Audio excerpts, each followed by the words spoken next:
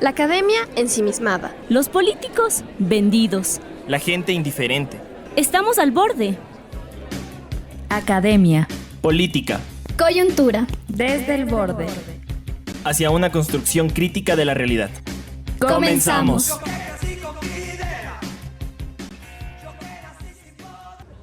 Buenos días, queridos compañeros y oyentes. Bienvenidos a Desde el Borde, el espacio donde exploramos los temas más relevantes y profundos de nuestra sociedad. Hoy tenemos un programa especial sobre la historia del matrimonio y divorcio civil en Ecuador.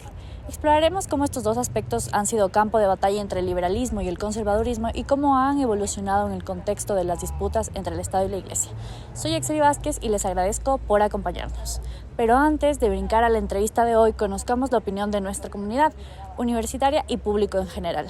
Nuestros compañeros del segmento Vox Populi han preparado una sorpresa entretenida para nosotros.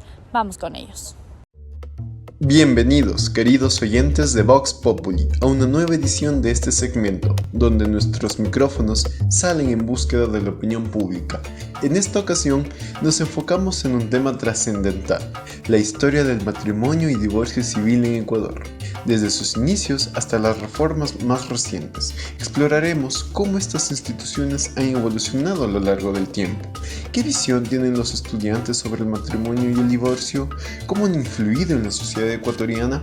Estas preguntas y más serán respondidas a continuación. Comencemos.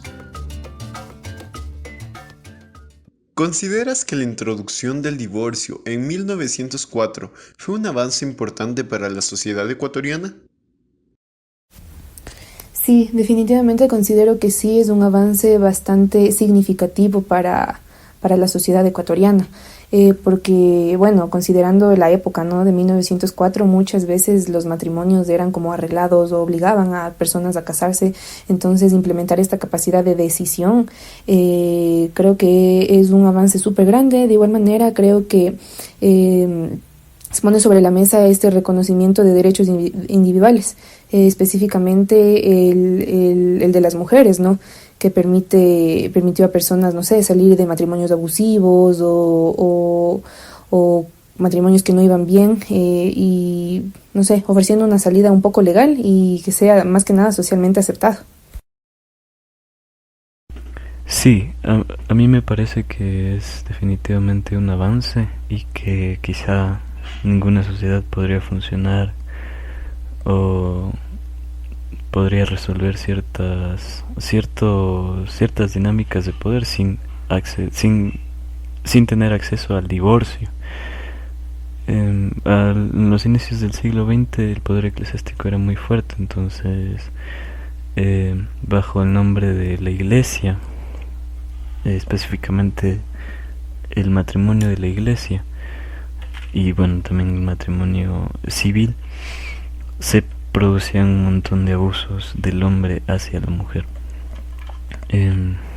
Entonces, otorgarle cierta autonomía a la mujer después del proceso de divorcio es algo que definitivamente se tiene que hacer, sobre todo en sociedades tan machistas como la nuestra, y ni se diga para esos tiempos. Entonces, mi respuesta es un sí. Sí, yo considero que fue un avance muy importante para la sociedad ecuatoriana, más que nada porque el hecho de que exista, digamos, la posibilidad de divorcio implica ya un ejercicio pleno de las libertades del individuo y, claro, más que nada porque hay que tomar en cuenta que las causales o las motivaciones que llevan a un divorcio pueden ser muy diversas y así como pueden ser situaciones tan simples como el hecho de ya no identificarse o sentirse cómodo con la otra persona. También existen situaciones mucho más graves que implican cuestiones mucho más complicadas, como puede ser situaciones de violencia y de vulnerabilidad. Entonces, claro, antes de que exista la posibilidad del divorcio en los matrimonios ecuatorianos, digamos, más que nada las mujeres eran muy susceptibles a sufrir de muchas cosas y el hecho de no tener la posibilidad de salir de esos ambientes era un agravante a sus situaciones. Entonces, con la posibilidad del divorcio, claro que se produce un avance y sí, me parece que fue algo que era sumamente necesario y que, por supuesto, implicó un antes y un después en la sociedad ecuatoriana. Yo sí considero que la introducción del divorcio en 1904 fue un avance importante para la sociedad ecuatoriana. Tal vez si antes las personas se encontraban en matrimonios infelices, insostenibles, con el divorcio, estas personas que se encontraban dentro del matrimonio tenían la posibilidad la posibilidad legal de divorciarse y crear otra vez su vida, rehacer sus vidas, y buscar, no sé, qué sé yo, felicidad ya fuera del matrimonio. Aunque yo sí creo que existe como que un límite para las mujeres todavía, existía un límite para las mujeres todavía porque vivíamos en una época donde había todavía este control sobre las mujeres y las condiciones sociales tal vez hacía que solo sea un derecho limitado. Eso. ¿Sabías que el matrimonio civil en Ecuador se instituyó formalmente en 1902? ¿Qué opinas sobre la importancia de este tipo de matrimonio en la actualidad? Viene dividido hoy en la actualidad. Se está viendo que ya la gente que quiere tener un vínculo familiar también existe en la sociedad. De hecho, que no es necesariamente estar firmando un documento para yo poder establecer mi familia o lo que yo quiero para mi futuro. Entonces yo creo que estos son tiempos actuales en que esto está dividido de acuerdo a la forma de pensar.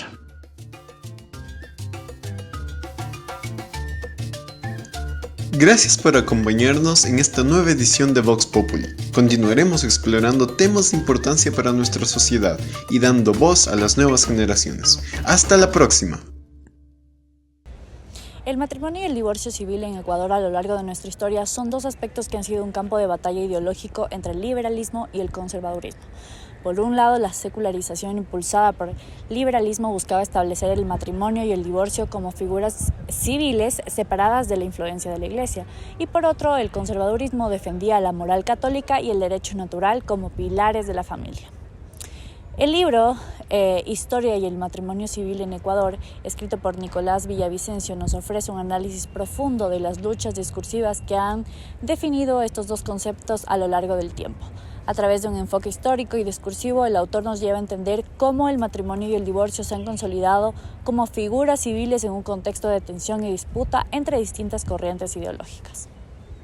Hoy nos acompaña Nicolás Villavicencio, sociólogo por nuestra poderosa Universidad Central y egresado de la maestría en Historia por Flaxo Ecuador, investigador asociado del Grupo de Investigación de Economía Social y Solidaria de la UCE, y ha dedicado su carrera a explorar temas como la economía social y feminista, además de la historia de la familia en Ecuador. Los postulados de su nuevo libro, Alianza y Culpa, serán abordados en la entrevista de hoy. Bienvenido, Nicolás. Hola, bienvenidos todos. Estamos aquí con Nicolás. Estamos muy felices de tener esta entrevista de este libro titulado Alianza y Culpa, de Nicolás Villavicencio, que justamente lo tenemos aquí. Nicolás, bienvenido y qué gusto tenerte aquí. ¿Qué tal, Jaxeli? Sí, bueno, como te contaba, es un libro que nace de la investigación que yo hice para mi tesis de licenciatura. Lo trabajé, lo pulí un poco más, trabajé varios autores más, un número bastante más grande de documentos. Finalmente es un texto historiográfico, a pesar de que tiene mucho tinte sociológico, filosófico, como pudiste ver vos, y que se hace una pregunta concreta, ¿no? ¿Cómo emerge y qué implica la emergencia del matrimonio civil y del divorcio civil en Ecuador? Trabajo para eso fundamentalmente la ley de matrimonio civil y divorcio que sale en 1902, pero me extiendo hacia las recursividades discursivas que están ahí metidas. Como ves, trabajo con Foucault, la arqueología del saber, el tema del análisis del discurso, y eso hace que el hecho de que haya podido salir en determinado momento una ley de matrimonio civil con ciertas particularidades como la disolución, por ejemplo, del matrimonio a través del divorcio, exige, por un lado, topar ciertos asuntos que están metidos en el tema del matrimonio a nivel global, la idea de la iglesia, por ejemplo, el matrimonio eclesiástico, pero sobre todo situarse en lo que fueron los periodos garciano y liberal, ¿no es cierto? Que son los que en la historia convencional definen lo que es un bloque conservador, ¿no es cierto? Emparentado ahí con el proyecto garciano de Estado y el proyecto laico, proyecto liberal, que lo que busca muchas cosas, pero tiene que ver ahí con la disputa de ciertos espacios como la familia, que es a lo que remite el matrimonio, respecto de la iglesia y de este bloque conservador. Es eso un poco lo que se encuentra. Claro, y no, me parece súper interesante porque igual el periodo garciano da muchísimo de qué hablar, más que todo, y sobre todo desde una perspectiva sociológica, también política, cómo se manejó esto, y me parece interesante ver el matrimonio igual que el divorcio, cómo se planteó el debate para tener y sacar esta ley. Bueno, hemos preparado algunas preguntas, nuestro equipo y yo, y nos parece como muy importante saber cómo influencia la obra de Michel Foucault en tu análisis dentro de las instituciones matrimoniales como tal en Ecuador, y especialmente durante el periodo garciano. Sí, a ver, Foucault es uno de los filósofos, historiadores. Cuando a él le preguntan si es filósofo o historiador, él dice ninguna de las dos, ¿no? Pero es uno de los historiadores que trabaja muchísimo la familia, entonces sí está ahí mucho de lo que dice Foucault, por ejemplo, en el cuarto y en el primer tomo también de la historia de la sexualidad, donde trabaja estas ideas de cómo el cristianismo y la modernidad construyen una forma particular de familia, unos dispositivos específicos de gobierno de la sexualidad, fundamentalmente, ¿no? Entonces está eso, pero sí es necesario situar en Ecuador que no todo fue igual, ¿no? O sea, lo que pasaba en Francia, por darte un ejemplo, había un momento en Francia en torno al siglo XVII cuando los médicos empiezan a sacar un montón de textos en contra del uso del corset, ¿ya? O sea, el gran peligro del corset, textos dirigidos a la conservación de los hijos, que ocurre lo mismo en Ecuador, pero en torno a 1820, y a principios de 1900 en realidad. Entonces, claro, no se trata de que nosotros nos atrasamos, sino de que los procesos fueron distintos. Entonces, yo trabajo con Foucault fundamentalmente no para hacer estas observaciones y comparar, sino en torno al análisis del discurso. O sea, el texto clave que trabajo ahí es la arqueología del saber, donde desarrolla todo este aparato conceptual que permite entender cómo los discursos, por ejemplo, el discurso de la iglesia, cómo entiende la iglesia el matrimonio, cómo entiende la familia, cómo entiende los hijos, se expresa primero a través de ciertos instrumentos, cartas pastorales, textos, yo qué sé, y luego cómo ese ámbito discursivo se traduce en ciertas prácticas no discursivas. En el proyecto garciano, que yo defino ahí sí, siguiendo a Foucault, como una pastoral de la vida cotidiana, ¿no es cierto? Okay. O sea, un momento donde, por ejemplo, algunos autores, Juan Mayhuashka, Derek Williams. Sí, lo pude ver, justamente Mayhuashka. Entonces, estos manes te dicen que el momento garciano fue un momento de constitución de una modernidad católica, ¿no es cierto?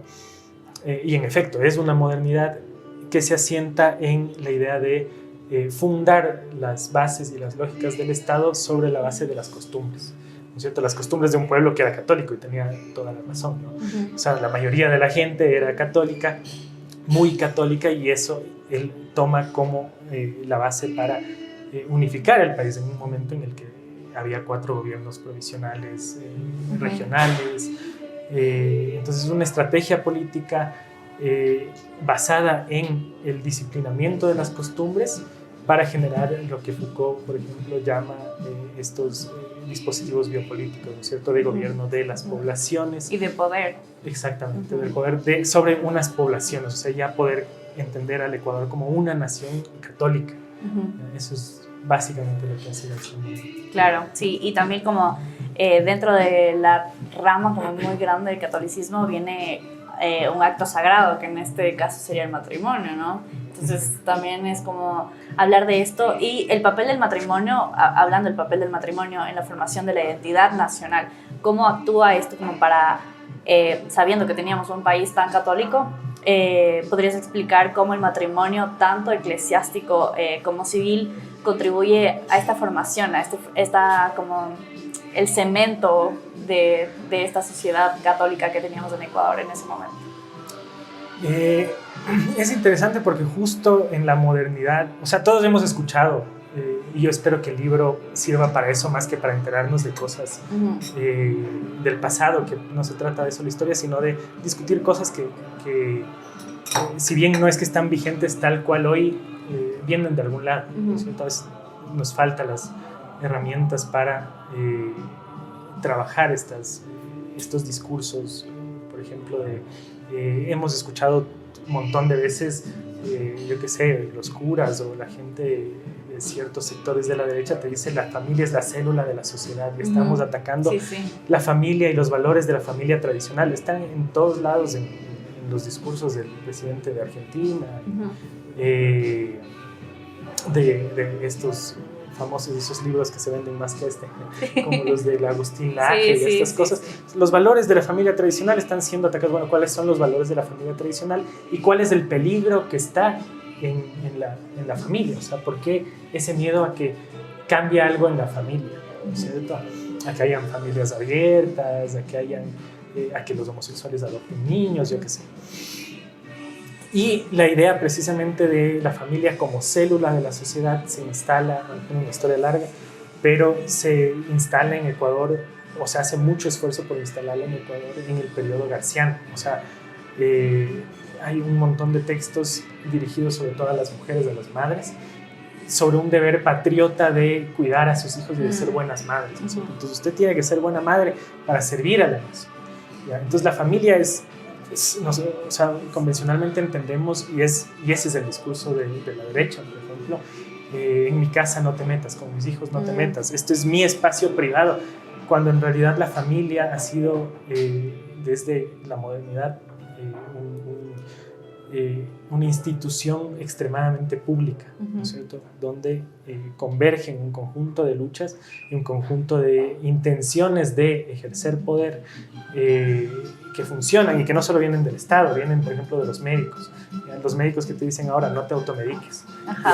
Y ese es uno de los tantos mecanismos, que eso no está aquí, pero es lo que estoy estudiando ahora, de disputar, por ejemplo, esa medicina popular, la medicina de las abuelitas, la medicina la medicina indígena. Son un conjunto de poderes que tienen como objeto a la familia, pero que la atraviesan para distintos propósitos políticos, la autonomía médica, por ejemplo, o la construcción del Estado, y es lo que estamos, como te digo, viendo en este momento. Claro, incluso como mencionabas a Laje y a Milei, es muy evidente ver cómo se manejan estos discursos como, no sé, llamarlos revictimizantes, de como no al aborto y la familia, sabiendo que y teniendo en cuenta que existen muchísimos tipos de familia. O sea, la familia tradicional es solo como un porcentaje muy pequeño de toda la diversidad de tipos de familias que tenemos, ¿no? Entonces, sí, la verdad es que dentro de esto también me gustaría hacer como una comparación entre matrimonio eclesiástico y matrimonio civil, que se trata también en el libro. Entonces, Queremos saber cuáles son las principales diferencias que encontraste dentro del matrimonio eclesiástico y del matrimonio civil en cuanto a su impacto en la sociedad ecuatoriana de aquel siglo. Sí, la pregunta va por las diferencias, pero voy a empezar por lo contrario, sí, que son lo que se tranquilo. parecen, ¿no? Porque para mí la diferencia fundamental está en cómo se abordan las mismas cosas, las cosas que permanecen, y eso sí está ahí, por ejemplo. Entonces tienes, por decirte, voy a empezar por lo menos, aparentemente menos importante, que son los ámbitos rituales, ¿no es cierto? En términos rituales, el matrimonio eclesiástico igual tiene una historia larga dentro del derecho canónico y todo esto, pero digamos la forma más moderna a partir del Concilio de Trento, por ejemplo, es la idea de que hay que tener 2 testigos, 2 o 3 testigos. Tienes que tener el testigo, ¿cómo llamarle? Bueno, el testigo de la iglesia, que es el cura. Ajá. Y en principio, si no estoy mal, es hasta 1816 o algo así, que se maneja una forma que se llama in facie ecclesiae, que es el matrimonio con los 2 testigos y a las puertas de la iglesia. Luego se hace el matrimonio dentro de la iglesia y todo esto. Entonces tienes una forma ritual, tienes los anillos y todas estas cosas. Y ahí hay, dentro de la cuestión ritual, hay un componente que es el componente de publicidad. O sea, el hecho de hacerlo a las puertas de la iglesia y el hecho de tener testigos era que el matrimonio era una cosa pública. O sea, tú es un sacramento que te hermana con la iglesia, que te hace cristiano y no sé qué, pero que te implica una condición de vida pública como miembro de la iglesia. Es una manera que tiene la iglesia de cooptar la lealtad de sus feligreses. El momento en el que se vuelve el matrimonio eclesiástico un sacramento es un momento donde se estaba discutiendo cómo meterse, y es ahí donde Foucault llama esta pastoral de la vida cotidiana, cómo meterse en la vida de la gente que no era miembro cura, digamos, ¿no es cierto? Un miembro tal cual de la iglesia. Entonces tienes, por ejemplo, en los códigos, en los cánones del Concilio de Trento, tienes esta idea de que el estado de celibato, ¿no es cierto?, tomar votos religiosos, es un estado superior al de casarse. Sin embargo, el matrimonio como sacramento es un símil de esa vida monástica, ¿no es cierto? Y debe regirse bajo los mismos principios. Entonces tienes que tener sexo, pero para tener hijos, porque tener hijos es ese mandato de procreación, ¿no es cierto? De crear, de multiplicaos, de llenar la tierra y todo esto. Entonces, regreso al tema, tienes todos estos componentes rituales que se replican casi, digamos, en sentidos muy similares en el matrimonio civil en Ecuador. O sea, el tema de la publicidad, el teniente político tenía que colgar durante 8 días previos al matrimonio: se van a casar Juanito con Pepita, ¿no? Tenía que hacer público eso. Está metido el tema de la publicidad, está metido el tema de los testigos, está metido un conjunto de cosas. Otra cosa como el consentimiento. El consentimiento es la base del matrimonio eclesiástico y civil, ¿no es cierto? Si una persona no da su consentimiento, no se puede casar, ¿ya? Entonces, claro, son cosas que aparentemente son continuidades, pero que obedecen a una racionalidad distinta. Es decir, por ejemplo, quienes son negados de la posibilidad de contraer matrimonio, los impúberes, los dementes y todo eso, lo son también en el matrimonio civil, pero yo lo que analizo es cómo estas continuidades son trasladadas a otro ámbito de racionalidad. Es decir, acá en el matrimonio eclesiástico los dementes y los impúberes no pueden contraer matrimonio porque no pueden dar su consentimiento. Acá sí también, pero sobre todo porque no pueden administrar el patrimonio, porque no pueden ser culpables los niños y los dementes de un conjunto de posibles delitos que pueden ocurrir en el marco del matrimonio.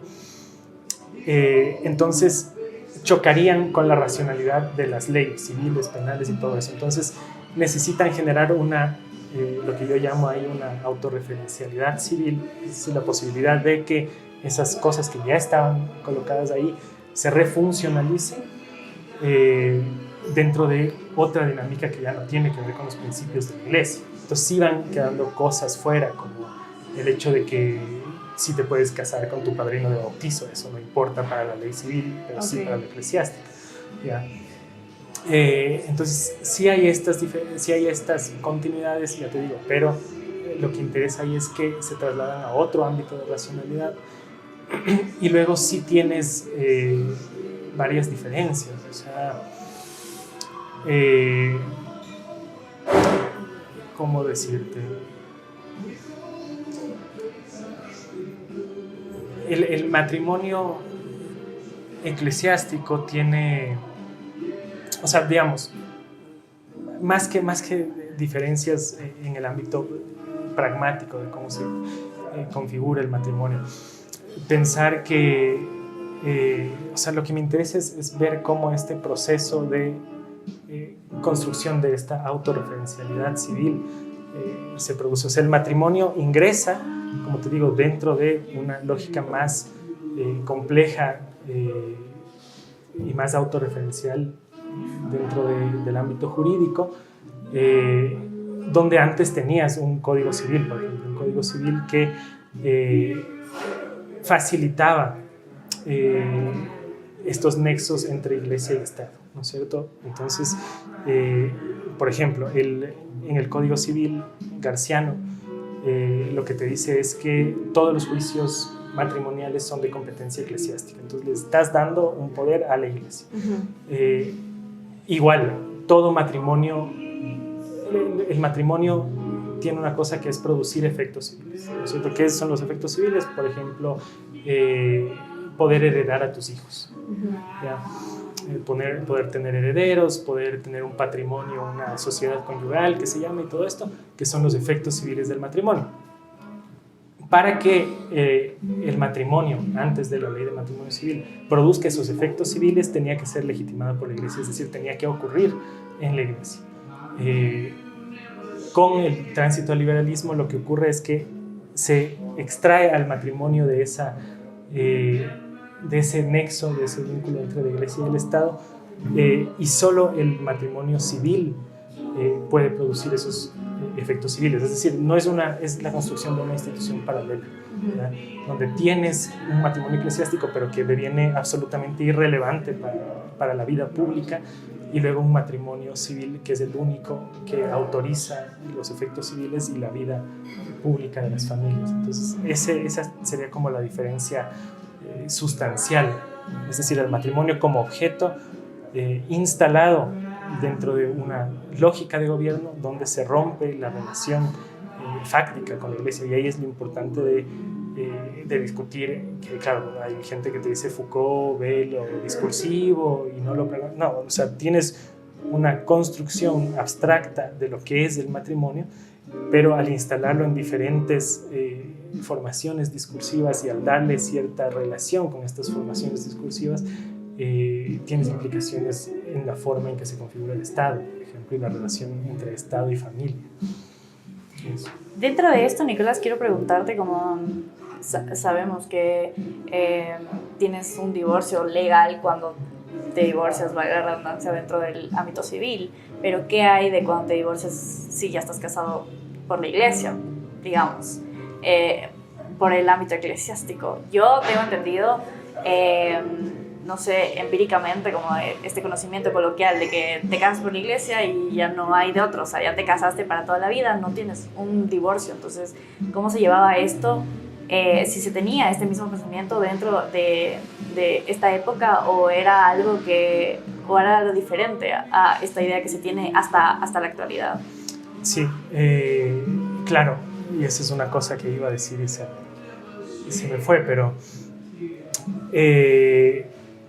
en el matrimonio eclesiástico, en efecto, es indisoluble. O sea, tú te casas con una persona y no importa si te divorcias después en lo civil y todo lo que quieras, tú para la iglesia sigues casado con esa persona. No sé cómo está el tema de la excomunión y todo eso, pero digamos, la postura de la iglesia ha sido y es antidivorcista, ¿no es cierto? El matrimonio civil, y eso es maravilloso,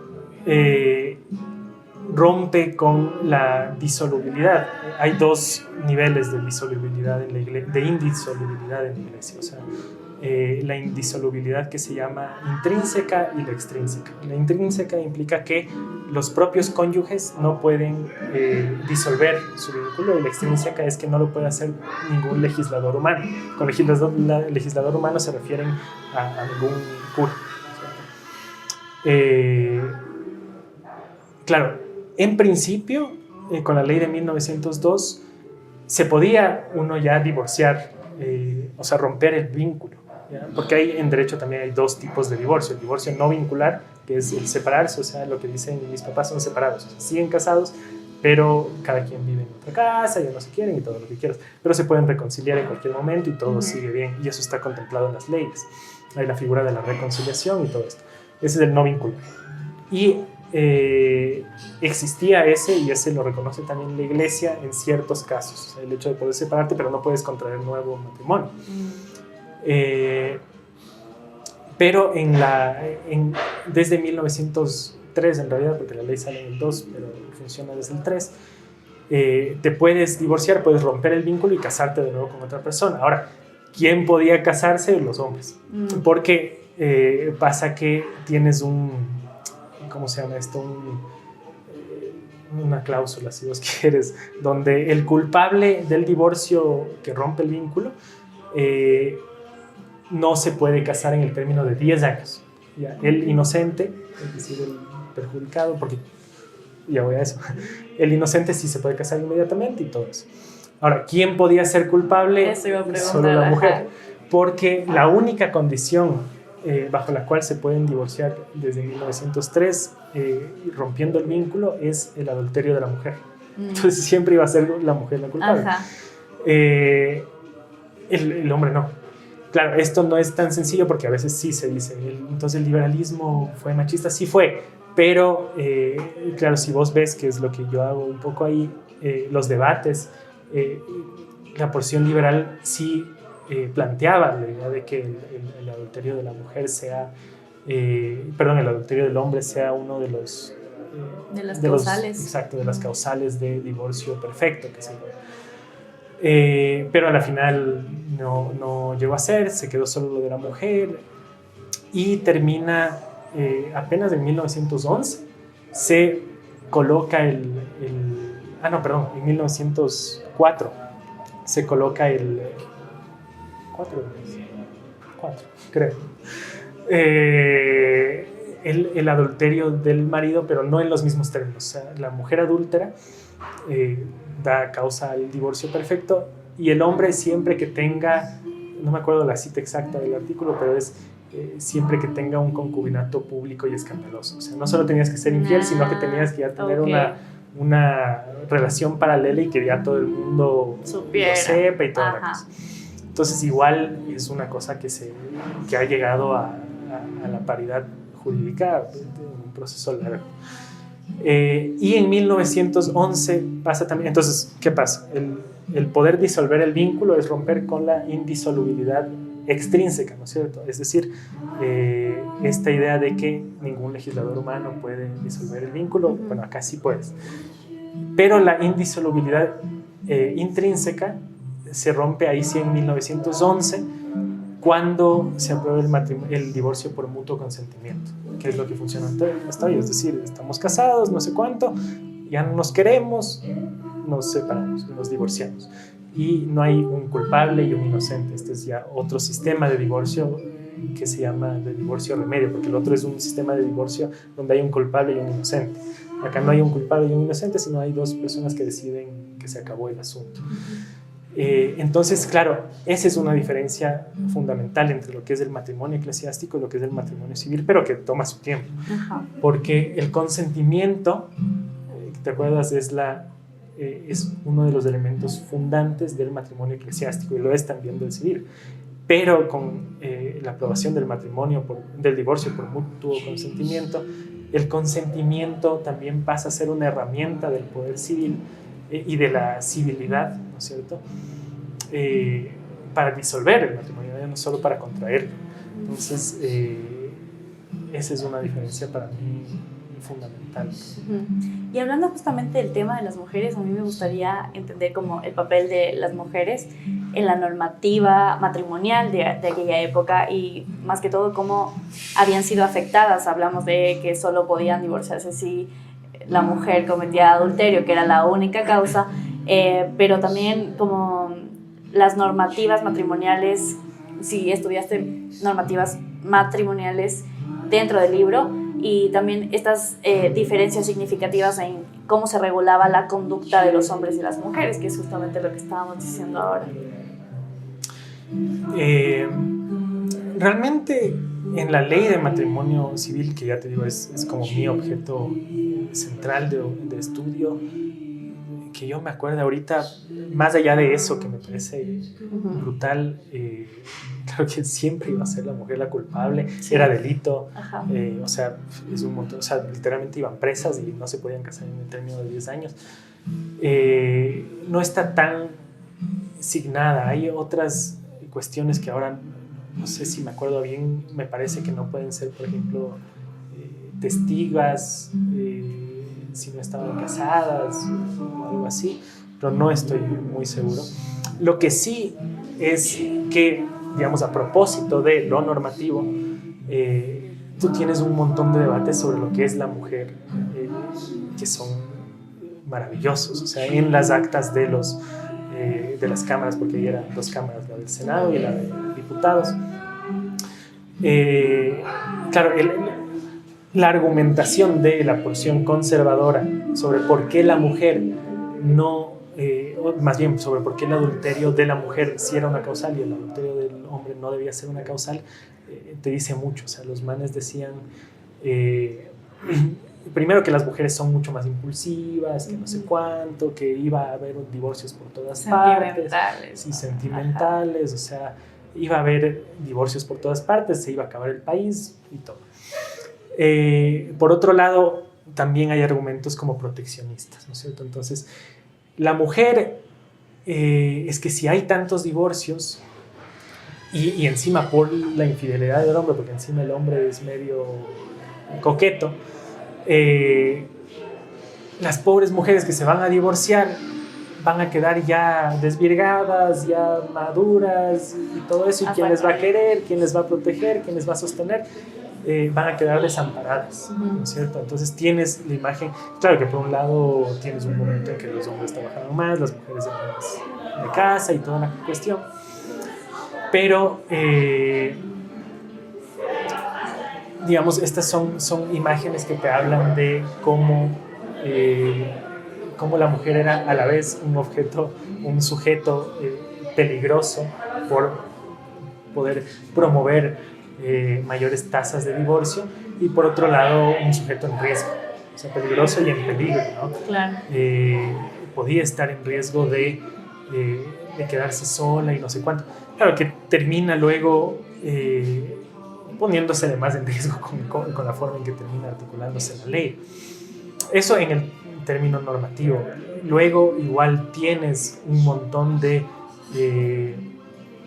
posturas de la iglesia, de textos provenientes de la iglesia y de la gente conservadora, donde se está promoviendo, o sea, por un lado, el entender este matrimonio civil como un concubinato público que le llamaba la iglesia, o sea, era legalizar el concubinato, más o menos a las cosas que dicen hoy respecto a otros asuntos, ¿no? Y ahí tienes imágenes de lo que debería ser una mujer de hogar, de lo que debería ser una buena esposa. Tienes un texto que yo trabajo mucho, que trabaja sobre cuáles son los deberes de los esposos y fundamentalmente de las esposas, ¿no? O sea, la esposa tiene que ser obediente con el marido, tiene que, incluso se habla, hay una cuestión ahí que a mí o sea, uno como historiador le llama mucho la atención, es curioso, es interesante, pero es terrible. Se decía a las mujeres, a los hombres, perdón, se les decía, por favor, tengan cuidado con lo que le cuentan a sus esposas. O sea, si un amigo suyo le fue infiel a su esposa, no le vaya a contar eso a la esposa de usted, porque las mujeres son chismosas y vaya a hacer que se rompa una familia, y lo más importante es conservar ese, ¿cierto? O sea, hay una angustia desde la perspectiva eclesiástica y desde la perspectiva conservadora en proteger la familia, que es lo que pasa hoy, bajo la idea de que la familia es la célula de la sociedad. Entonces, sí hay muchas imágenes sobre la mujer, que no todas están en el solo documento, ¿cómo se llama?, normativo, ¿no? ¿Crees, hablando de esto, crees que los patrones y normativas que investigaste en tu libro aún tienen impacto en la sociedad contemporánea ecuatoriana? O sea, por un lado, sí, ¿no? Hay que pensar, muchas veces los historiadores hablan del Código Civil de 1860 y el Código Civil de 1938. Y ahí hay que hacer una precisión legal, ¿no? Que a pesar de que no seamos abogados es necesaria. No ha habido 2, 3, 5, 10 códigos civiles. Hay un solo código civil en la historia ecuatoriana, es uno, con un montón de reformas, pero es uno, ¿no? Que mantiene muchas cosas por ahí que luego igual y no funcionan, se interpretan, pasan cosas, ¿no? Claro, hoy están vigentes cosas como el divorcio por mutuo consentimiento, el matrimonio civil, que es una victoria maravillosa, y que más allá de estar, digamos, instaladas en la formalidad de la vida contemporánea, lo están en la informalidad, ¿cierto? O sea, te dan, tomamos muchas veces como referencia el tema del consentimiento. El tema del consentimiento hoy es una cuestión fundamental a nivel político, ¿cierto? No solo en el debate sobre el matrimonio, sino en el debate sobre la sexualidad, por ejemplo. Ya son cuestiones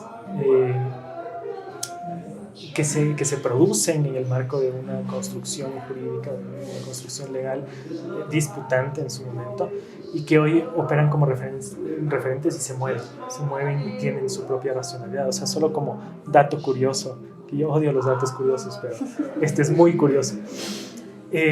Hoy entendemos, por ejemplo, lo que es el consentimiento como, o por ejemplo, más bien, la violación como una relación sexual no consensuada, ¿no es cierto? Antes, no me acuerdo hasta qué código penal, pero al menos en los dos primeros, que son el de 1837 y el de 1872, la violación no es la relación sexual no consensuada, sino que es la desvirgación. Okay. ¿No es cierto? O sea, tiene mucho más que ver con la desvirgación ilegítima que con el consentimiento. ¿Ya ves? Entonces, una vez que tienes una idea de consentimiento muy trastocada, la puedes trastocar más y tiene una vida informal más allá de las leyes, ¿no? Y es eso también lo que pasa con el matrimonio, con el divorcio, y no solo con las leyes, ¿ya? No solo el impacto de lo formal sobre lo informal, sino el impacto de lo informal. O sea, muchísimos de los discursos, y me voy a seguir metiendo en eso, de la nueva derecha son eso. Ajá. Son la idea de la familia tradicional, son la idea de que hay que proteger al niño a toda costa. ¿Protegerle de qué? De sí mismo, de la ciencia, de un montón de cosas. El tema esto es algo que estoy trabajando ahora con la historia de la infancia, el tema del ejemplo. O sea, en su momento el ejemplo fue un dispositivo extremadamente potente que autorizaba la forma en que los padres actuaban respecto de sus hijos. Los padres educan a sus hijos sobre el ejemplo, y hoy está esa idea ahí, nos lo dicen los profesores, cuando la educación empieza en casa, el ejemplo, pero en determinado momento empieza a surgir cierta literatura profesional, pedagogos, médicos, etcétera, que cuestionan la capacidad de los padres para educar a través del ejemplo. ¿Ya? Entonces te dicen, no, el padre no ha leído no es Piaget, no me acuerdo el nombre, no ha leído a Piaget, no sabe educar a sus hijos, no sabe de medicina, no sabe curar a sus hijos. Entonces hay que desautorizarlos para que los médicos, los pedagogos puedan entrar en el marco de la familia. Y sin embargo, a pesar de que eso se disputó y se consiguió ciertas cosas, los discursos sobre el ejemplo, sobre la familia tradicional, sobre la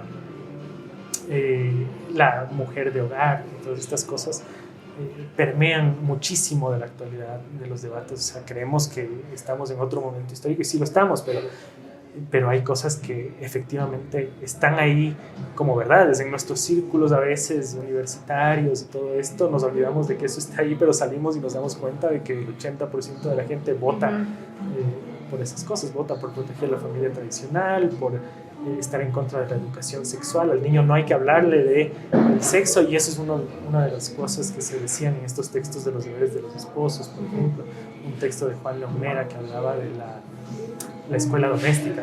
No tenga conversaciones impropias a los hijos. Protejan a sus hijos de las cosas que ustedes dicen, de ciertas conversaciones imprudentes. Y es eso trasladado a otro ámbito, el protegerlos de la educación sexual.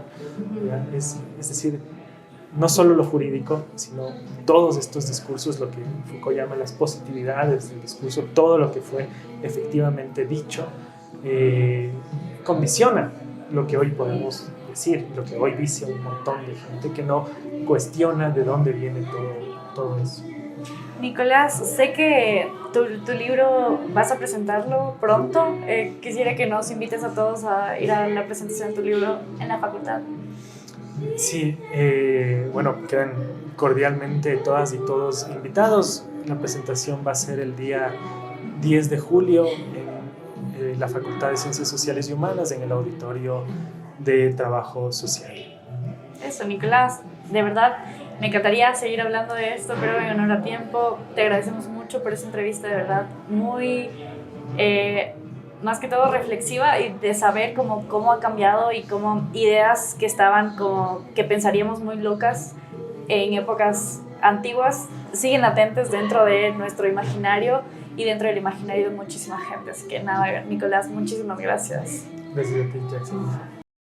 Agradecemos a nuestro invitado y también a todos quienes conforman Radio Desde el Borde. No se olviden de seguirnos en todas nuestras redes sociales como Radio Desde el Borde. Estamos en Instagram, Facebook y pueden ver todas nuestras entrevistas en YouTube. Hasta la próxima.